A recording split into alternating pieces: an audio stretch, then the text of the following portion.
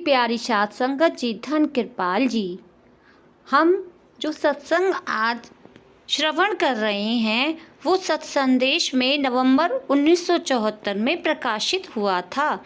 हम सत्संगी कैसे बन सकते हैं, सत्संग में हम क्यों आते हैं, आने की गर्ज क्या है? माल के लिए नहीं, दुनिया हासिल करने के लिए नहीं, सत के साथ लगने के लिए। सत्संगी वही है ना जो सत के साथ लगे, जो सत के साथ ना लगे वे सत्संगी नहीं बना। अपने आप पर नज़र मारो, क्या आप सत्संगी बन गए हो? कभी ख्याल भी करना चाहिए। रोज दिन लेक्चर सुन सुन कर दिमाग भर लिया, याद करने को बहुत चीज़ें याद हो गईं, सुनने को कथा ज्ञान के बड़े माहिर लेक्चरार भी बन गए। बने क्या? कितने कितने बरस आप भाइयों को हो गए। कभी सच भी कहना चाहिए कि नहीं, कितने सत्संगी बने हो? अगर बने हो तो अच्छी बात है। जो बन गए हो हाथ खड़े करो, हाथ ऊंचा करो। बन गए तो फिर रह क्या गया, बड़ी खुशी है बन गए तो।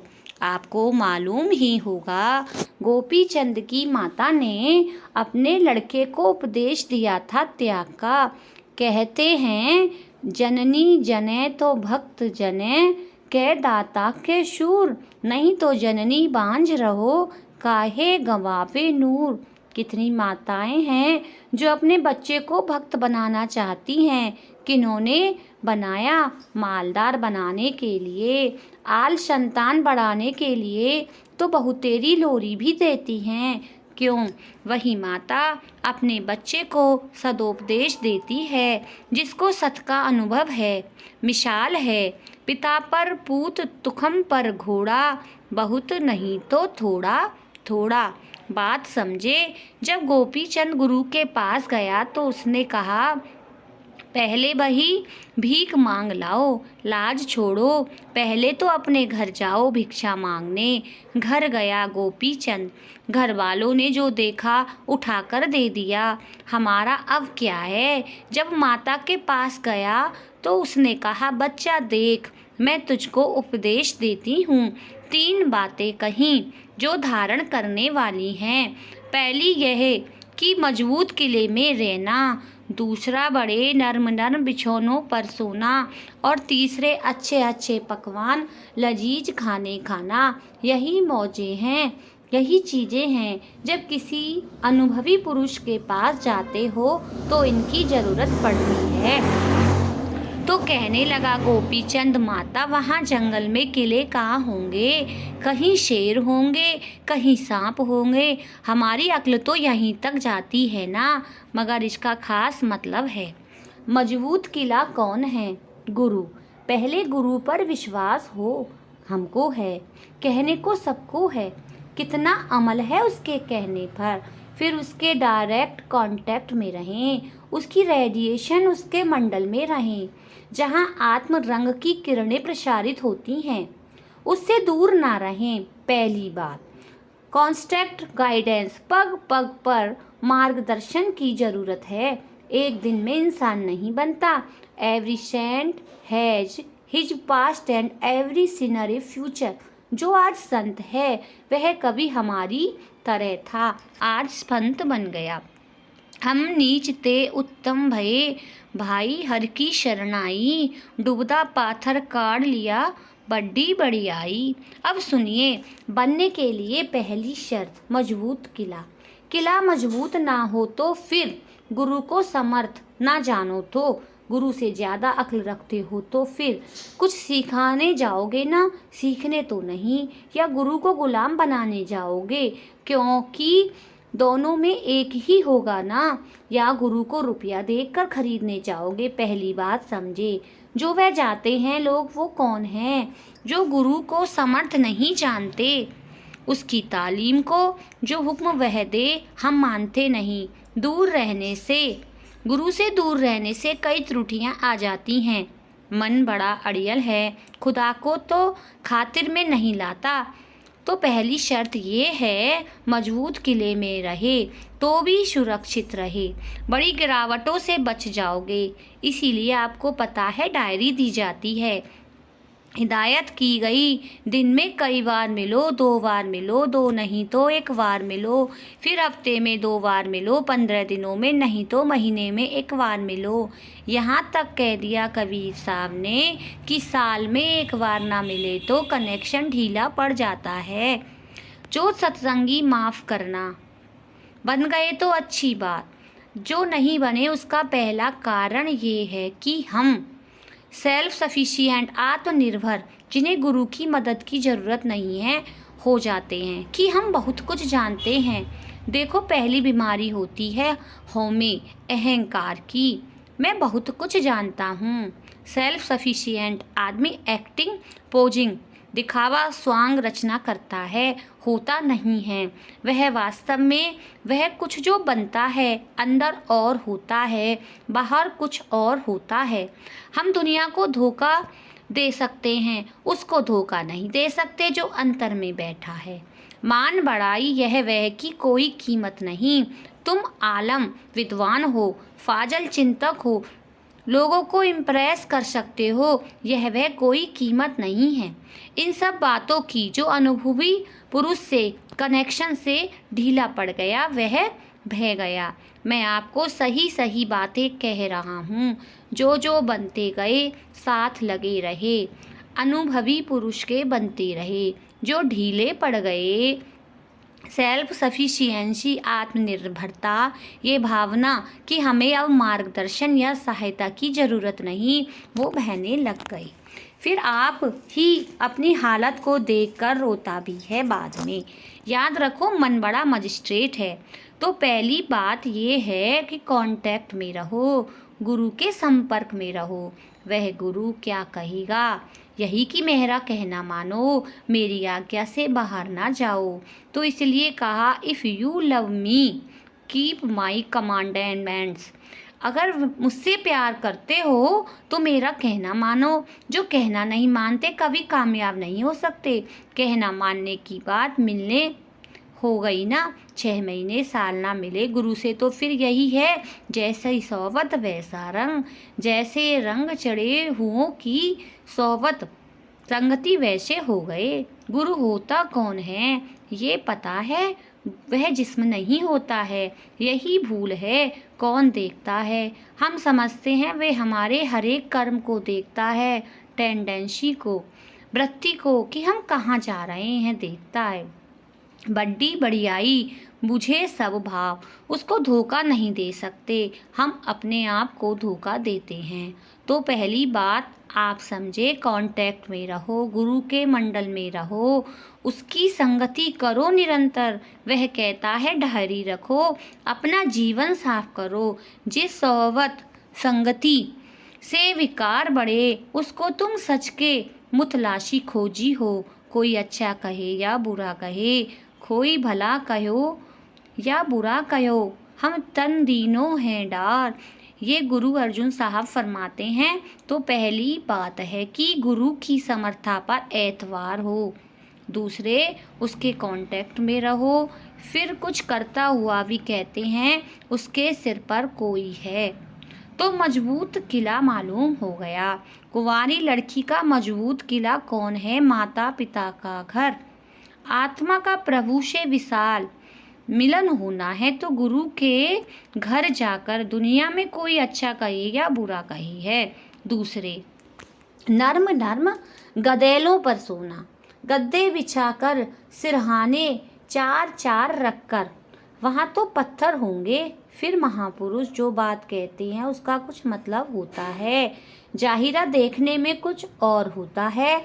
तो कहा कि जब तक तुम्हें नींद गिरा ना ले तब तक सोना नहीं, जब नींद चढ़ जाए तो पत्थर पे सोए वह भी सिरहाना मालूम होगा।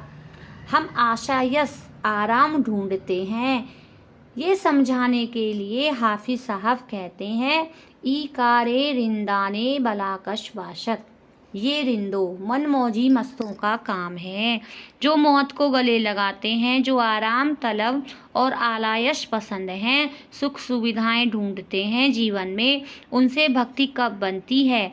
देख लो नजर मारकर, कोई नर्म बिछौने पर सोते हैं, कोई पानी में बैठकर रात गुजारते हैं। यह मैं आपको बता रहा हूँ कि कैसे हम सत्संगी नहीं बन सके अब तक। सत्संगी सत का स्वरूप होता है, वह परमात्मा का मुख है। दूसरी बात समझ आई? तुम कितनी कुर्बानी करते हो। नींद आई है, वक्त नहीं, मैं थक गया हूँ, ये है वो है, यही करते रहे ना।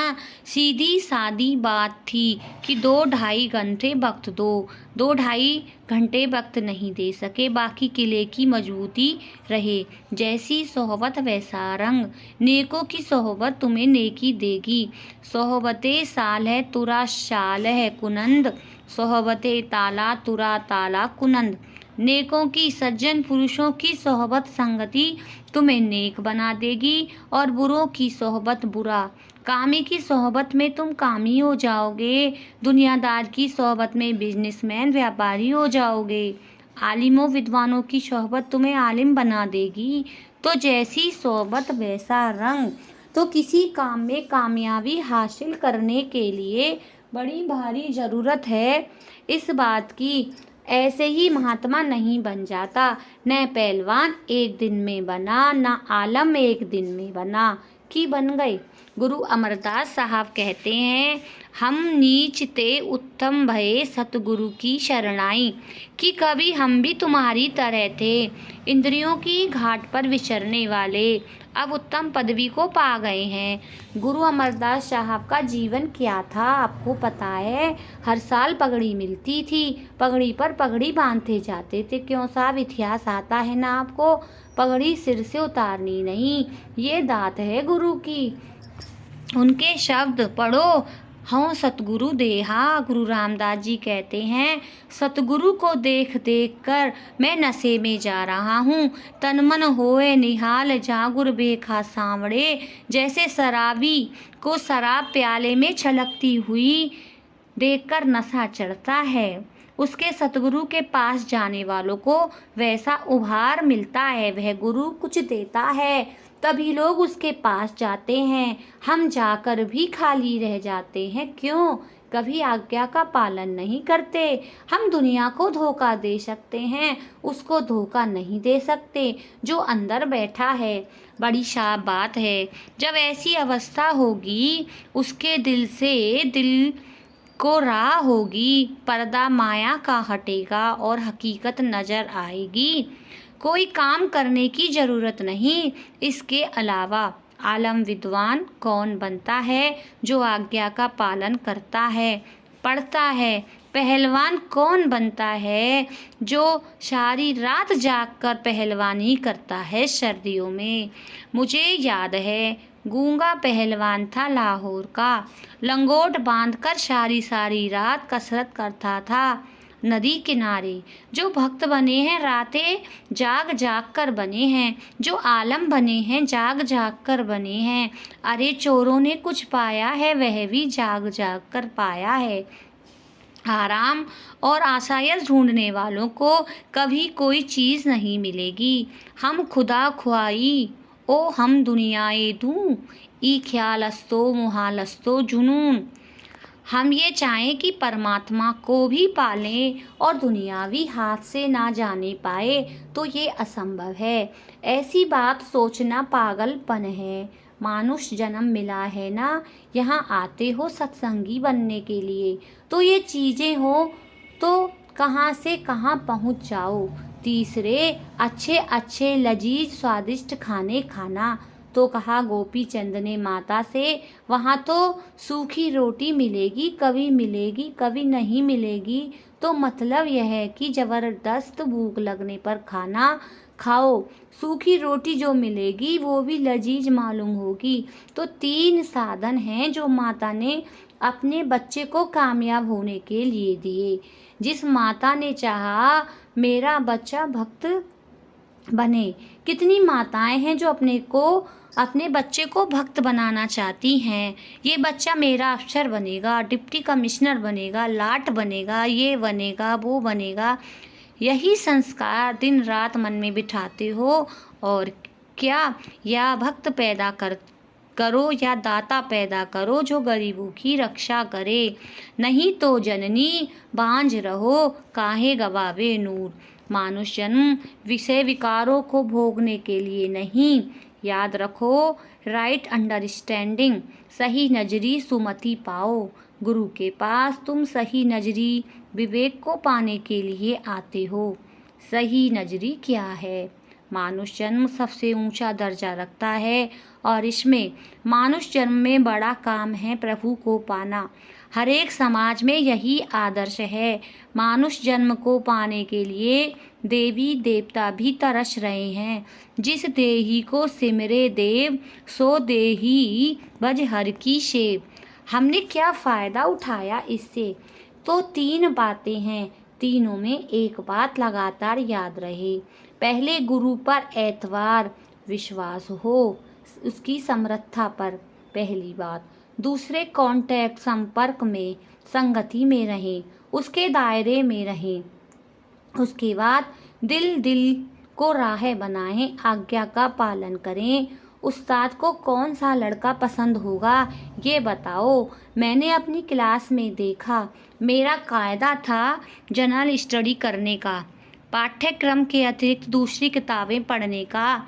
एक बार एक लड़का जो हमेशा सेकंड, दूसरे नंबर पर आता था, अपना सबक तैयार करके नहीं आया तो उस्ताद ने उसे तनवीह की, खबरदार किया कि सबक तैयार करके क्यों नहीं लाया। वह कहने लगा, महाराज मैं तो एक दिन सबक तैयार करके नहीं लाया तो आपने इतनी भर्त्सना की, इसकी मेरी तरफ इशारा किया तो कापी ही नहीं। वाकई ठीक था। तो उस्ताद ने कहा, यह वो कुछ भी जानता है जो तुमने पढ़ा तक नहीं। उस्ताद ऐसे बच्चे से खुश होगा कि नहीं? गुरु को कौन शिष्य अच्छा लगेगा जो उसकी आज्ञा का पालन भी करे और आगे उसकी टेंडेंसी, रुख भी समझे कि उसकी रुचि किस तरफ है। बच्चा कौन सा आपको अच्छा लगेगा? जो तुम्हारी रुचि को समझेगा, बगैर कहे करेगा और जो कहे पर भी ना करे। फिर बड़ी साफ बातें बता रहा हूँ, बात समझे। गुरु को वही प्यारा है जो उसकी आज्ञा का पालन करे, सामने भी और पीछे भी। गुरु जिस्म नहीं है, वह अंतर में बैठा है। वह तुम्हारे हर काम को देखता है, माइंड मन को भी देखता है किधर जा रहा है। तो इसलिए क्या करना चाहिए? 3 चीज़ें आपको मालूम हुई। कितनी कुर्बानी करते हो, कहते हो हमें टाइम ही नहीं मिला, किस मुंह से हलवा खाना चाहते हो? खरी खरी बातें करनी चाहिए कि नहीं?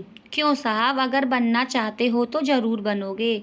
आज से शुरू कर दो, 1 महीना करके देखो जीवन बदलता है कि नहीं।